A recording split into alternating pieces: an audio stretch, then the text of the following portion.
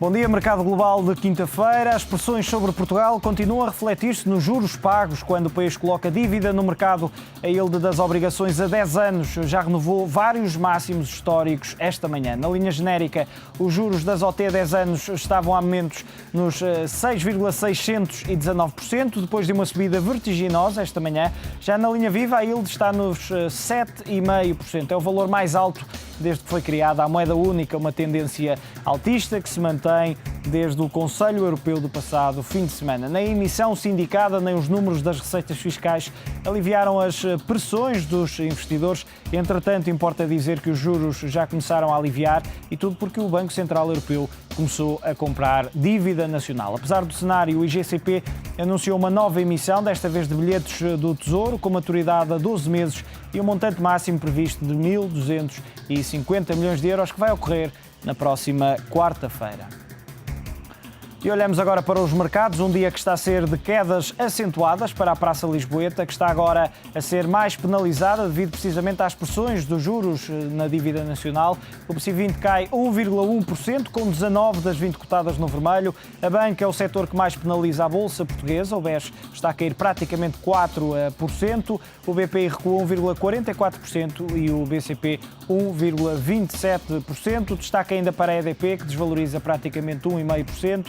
A Zone 1,4% e a Portugal Telecom 0,79%. Na Europa, cenário idêntico, com a queda mais acentuada a registrar-se nesta altura. Na Bolsa Espanhola, o IBEX 35 recua 1,80%, as restantes praças a desvalorizar entre os 0,4% e os 0,8%.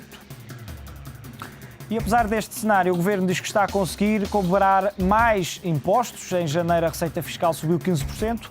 O Governo fala de um sinal positivo para a economia portuguesa e para os mercados internacionais.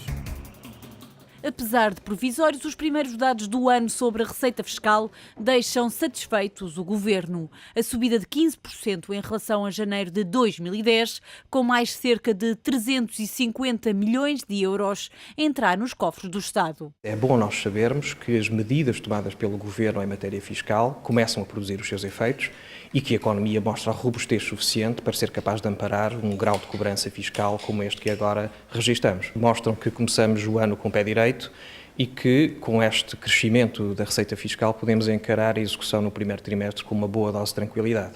A subida de impostos teve efeitos nos ganhos fiscais. O IVA foi o que mais contribuiu, mas também o IRS e IRC. Não esquecendo uma importante parcela que veio do repatriamento de capitais. Quanto à despesa, o Governo diz não ter dados disponíveis. Os dados sobre a despesa estão a ser trabalhados e serão divulgados no curto prazo. Para já, aquilo que nos importa, sobretudo, sublinhar é que, do lado da receita, as coisas estão a correr bem, estão a correr de forma positiva. O Governo não tem dúvidas que estes bons resultados vão aliviar a pressão dos mercados internacionais e podem começar a olhar para a economia portuguesa com mais confiança. Sem qualquer dúvida que estas são boas notícias que nos ajudam a ganhar credibilidade no mercado e, portanto, são notícias que nos reconfortam a nós, mas que reconfortam também os credores do Estado português. Garante o Governo que está a fazer o trabalho de casa e que em 2010 colocou o déficit abaixo dos 7,3% e compromete-se a reduzi-lo para os 4,6% este ano. Os portugueses estão a investir menos em planos poupança-reforma. O investimento cresceu no ano passado, face a 2009. No entanto, nos últimos 3 meses do ano, desceu 22% em comparação com o mesmo período do ano anterior. Os especialistas acreditam que as novas regras dos benefícios fiscais, em conjunto com o facto de terem menos rendimento disponível e menos poupanças, podem justificar o desinteresse neste produto de poupança para a reforma. Os portugueses estão a investir menos nos planos poupança-reforma. De acordo com a Associação Portuguesa de Seguradores, foram investidos 3.252 milhões de euros em PPR no ano que passou, um valor que representa um crescimento de 3,4% face a 2009, mas a verdade é que esta é a taxa de crescimento mais baixa desde 2007. Para o abrandamento contribuiu sobretudo a queda de investimento no último trimestre de 2010, que ficou nos 863 milhões, menos 22% que em igual período de 2009. Os números surpreendem, uma vez que os últimos meses do ano são, por regra, a época de maiores subscrições e ainda porque era a última oportunidade para ter acesso ao benefício fiscal associado. Até ao ano passado, os PPR rendiam até 400 euros, mas com as novas regras, o benefício máximo é de 100 euros. Esta é, de resto, uma das razões apontadas pelos especialistas para a queda de investimento. Aliado a isto, ainda o aumento do IVA, que levou muitas pessoas a antecipar a compra de bens como carros, também o facto de os portugueses terem menos rendimentos disponíveis e, por fim, a concorrência de produtos de balanço dos bancos. São cada vez mais as pessoas que avançam com processos de insolvência. Um estudo de uma seguradora de crédito revela que em 2010 o número cresceu 31%. Os efeitos da crise fazem-se sentir nas famílias e empresas. Muitos tentam a sorte de ser patrão de si próprio, arriscam com cada vez maior incerteza. Só em 2010, 6.500 sociedades registadas nas finanças avançaram com pedidos de insolvência, um crescimento de 31% face ao ano anterior. Mais de metade dos novos processos referem-se a empresas, registaram um aumento de 13% face a 2009. Maior a percentagem de insolvências nas pessoas físicas, mas em menor número. As conclusões são de uma seguradora de crédito espanhola, a Crédito y Caución, que realizou um estudo com base nos processos publicados no Diário da República. Os setores dos brinquedos e serviços foram os que mais sofreram com a crise em 2010. Menos insolvências nos eletrodomésticos e eletricidade. Olhando os resultados, 2009 marca o início de um ciclo de insolvências, acima dos 1.000 processos. Em 2010, mantém-se o crescimento, mas mais moderado, revela o estudo. Apesar da aparente inversão da tendência, alerta a seguradora espanhola que é necessário ter em conta a evidente debilidade e fragilidade da atual conjuntura portuguesa e pede cautela às empresas. O BNP Paribas anunciou o encerramento da área de gestão de fortunas em Portugal. O banco francês justifica a decisão com os volumes de ativos. A instituição vai agora centrar-se em países onde estes volumes são mais elevados. Apesar de ter deixado de aceitar novos clientes, o BNP Paribas vai acompanhar durante alguns meses os atuais clientes na procura de melhores soluções. Em comunicado, o banco revela ainda que as restantes empresas e atividades do grupo vão manter-se no país. Atualmente, o Wealth Management tem 18 funcionários em Portugal.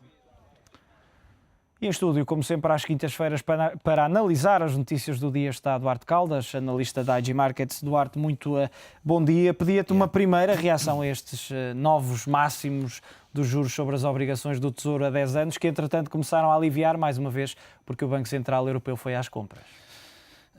Enfim, eu acho que é um movimento que se já tem vindo a assistir nos últimos dias.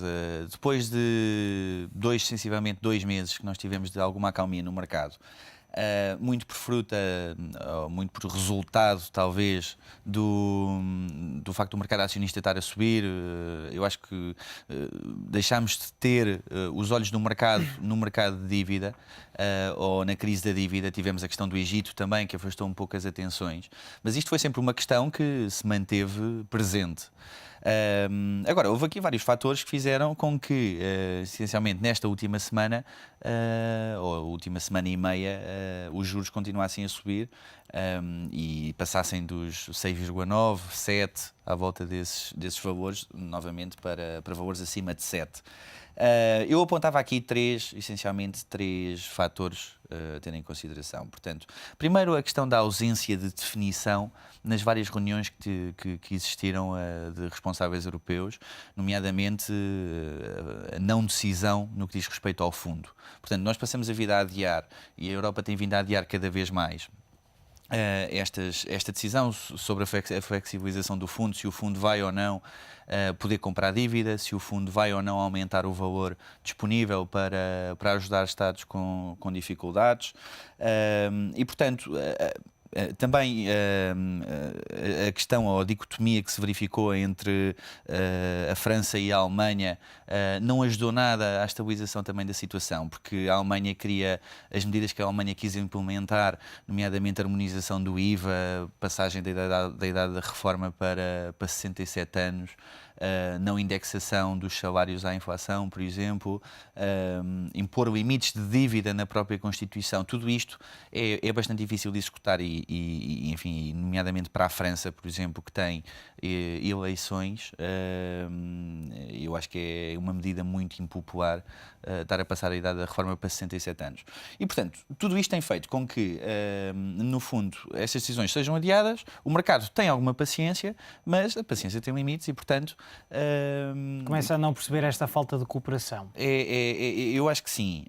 E depois hoje tivemos aqui também um fator ou uma notícia que talvez tenha despoltado ou vindo trazer outra vez este assunto à baila. Que foi uma notícia relativamente à Grécia, portanto, só para dar aqui algum enquadramento, foi criada uma task force